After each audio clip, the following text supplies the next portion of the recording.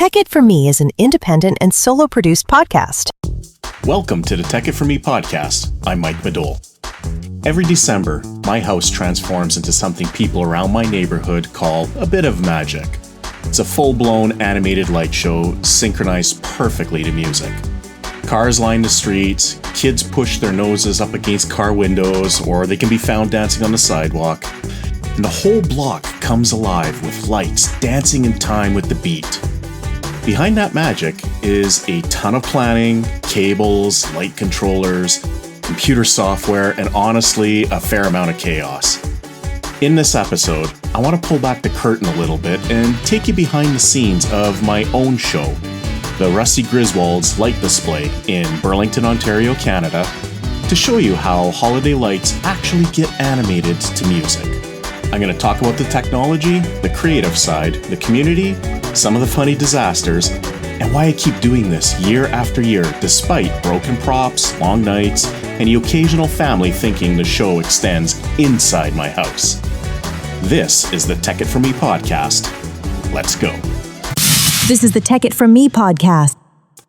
Although my start date has changed a few times over the past 10 years my show has been running, the setup officially kicks off the weekend right after Canadian Thanksgiving. While a lot of people are still polishing off leftover turkey sandwiches, you can find me outside with ladders, spools of wire, and boxes of props. That's just my tradition. It basically my kickoff to the holiday season. By the time I'm finished, about 6 weekends later, I've put up over 14,000 light bulbs across the house and my yard. Most of them are what are called WS2811 pixels. These are special LEDs where every single one can be controlled individually. It's because each bulb has a computer chip built inside of them.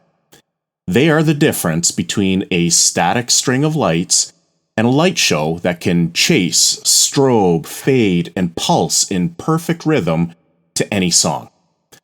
I concentrate solely on the Christmas season for my show, but there are others out there around the world who build light shows for Halloween, Easter, St. Patrick's Day, almost any and every holiday. My first official show night is Black Friday. That is the last Friday in November. While people are fighting over big screen TVs at big box stores, I'm flipping a switch to on and starting a tradition. And I should say the name Rusty Griswold Light Display, it is a nod to National Lampoon's Christmas Vacation and also a little tribute.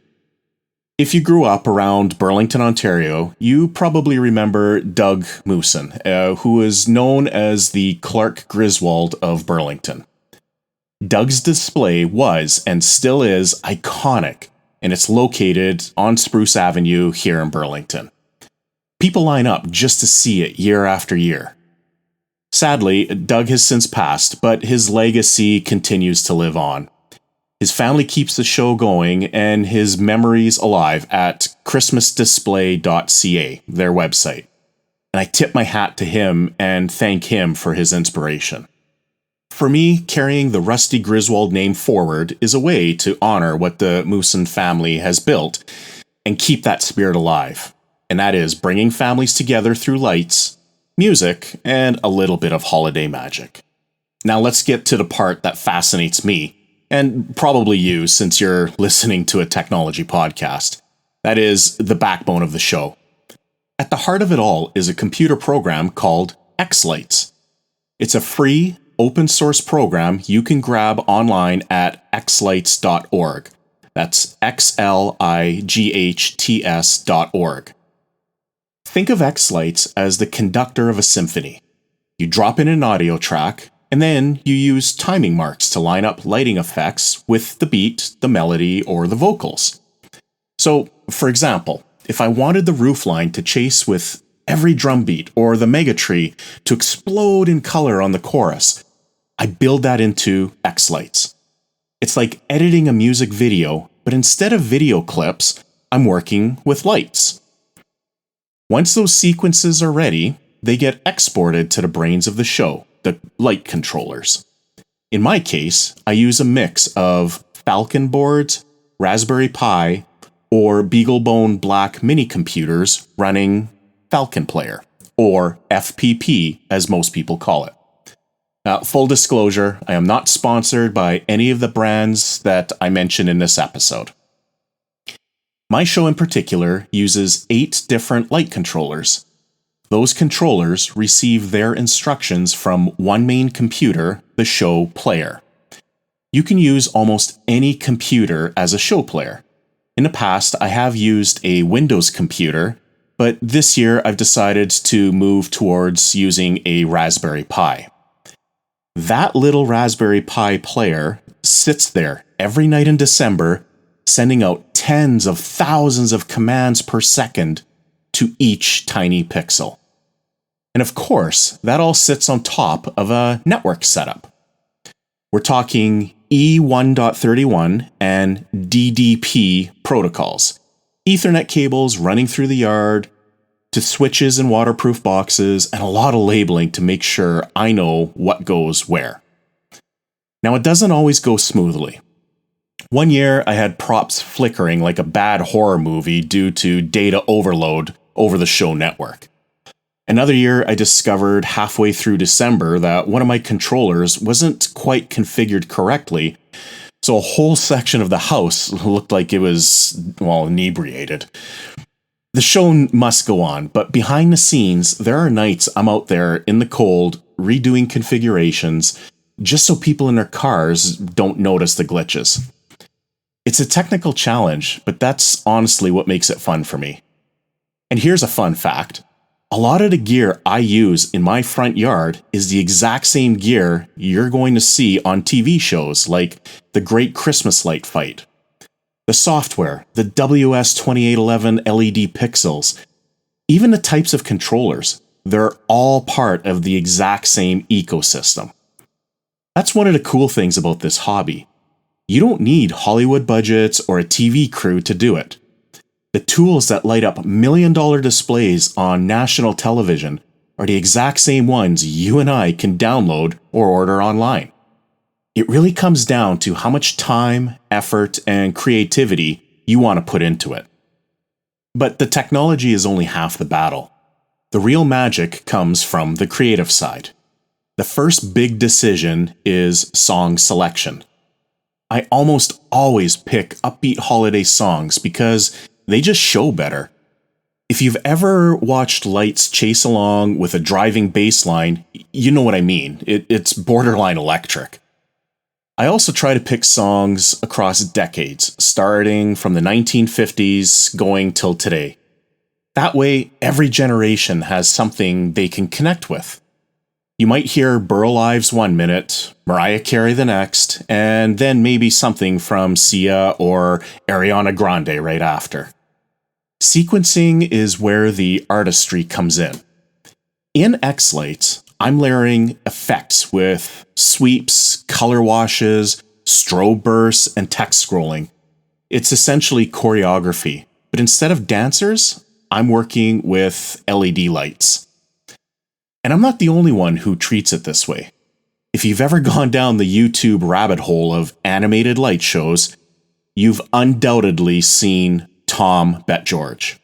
He's world famous in this hobby. His displays in California go viral every year. Massive scale, insane synchronization, flamethrowers, light up drones, and creative use of music way beyond just Christmas. He's even been featured on national television. For a lot of people, Tom set the bar for what's possible when you combine technical skill with artistic vision. Over the years, I've added props to push the creativity further. LED panels, P5 LED panels that can display video-like effects. Mega Christmas bulbs that appear to sing along accurately to the words, thanks to phonetic mapping of every syllable. Or 3D printed elements that give the show a unique look. The more tools I have, the more I can play with rhythm, melody, and color. And when it all clicks, when a sequence just perfectly matches a song, it's ecstatic, it's pure joy. Watching the lights move in harmony with the music feels like creating your own kind of music video that the whole neighborhood can enjoy. So, what do you think? Does this sound too good to be true? Now, before I make this sound too perfect, let me share the not-so-magical side of running a public light show. When you open up your front yard to the community, you're inviting in all types of behavior. Most of it, I'll admit, it's wonderful. People are respectful, they're grateful, sometimes even dropping off a thank you card.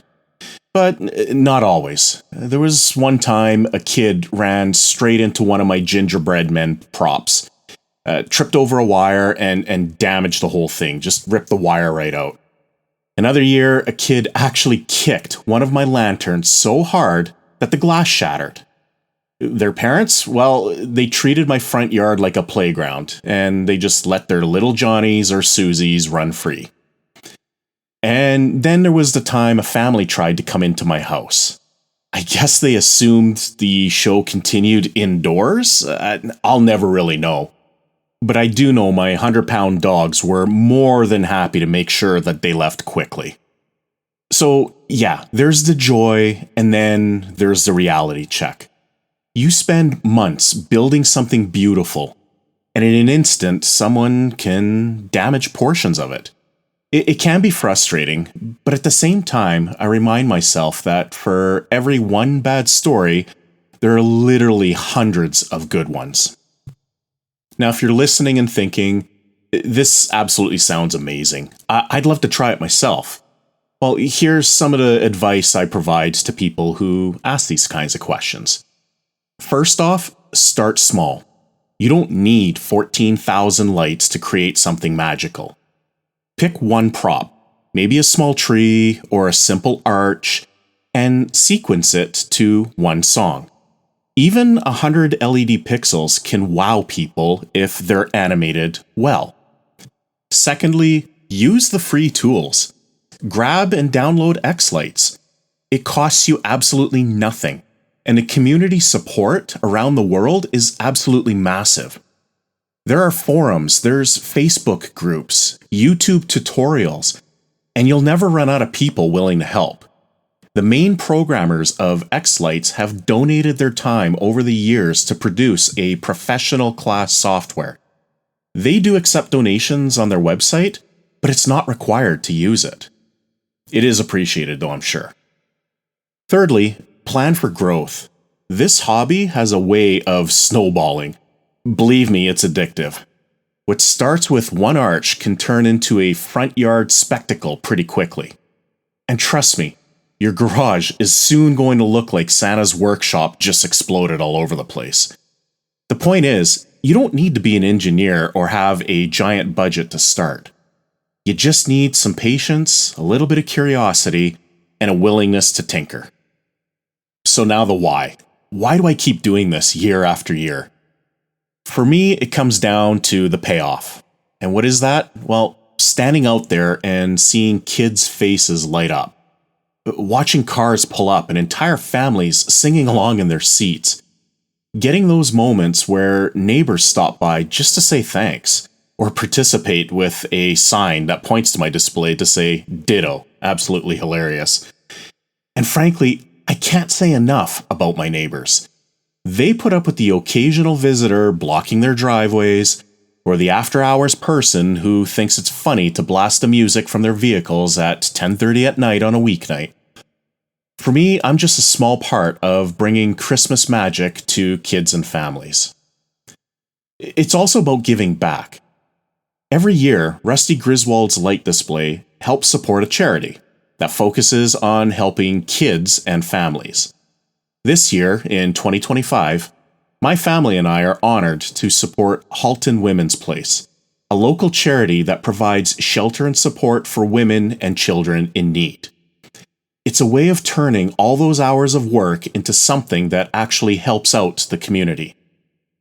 And it's also about tradition. My family knows the weekend after Thanksgiving means it's go time. Ladders come out and the show construction begins. The lights, the songs, the whole thing, it's become a part of our rhythm as a family. And now part of that rhythm of the neighborhood too. Yes, it is a lot of work. Yes, things break. And yes, occasionally some damage occurs. But the joy it brings, I'll be honest, that's what keeps me coming back. So, there you have it. The high-level story of how holiday lights get animated to music. At least from my perspective here at Rusty Griswold's Light Display. If you're curious to see the show in action, please check out my website at rustygriswold.ca, and that's spelled RUSTYGRISWOLD.ca. I have links to YouTube videos where I show songs from previous years. If you just want to go straight to the YouTube channel, visit youtube.com/the @Rusty Griswold. That'll take you straight to my channel as well. And while you're surfing, please be sure to check out Halton Women's Place. That's haltonwomensplace.com. They do amazing work year-round for women and children in need. Well, thanks for tuning in to the Tech It For Me podcast. And if you happen to be in the Burlington, Ontario area this holiday season, be sure to come see the show. I promise you will not be disappointed. Until the next episode, thanks for listening. Tech It For Me is an independent and solo-produced podcast.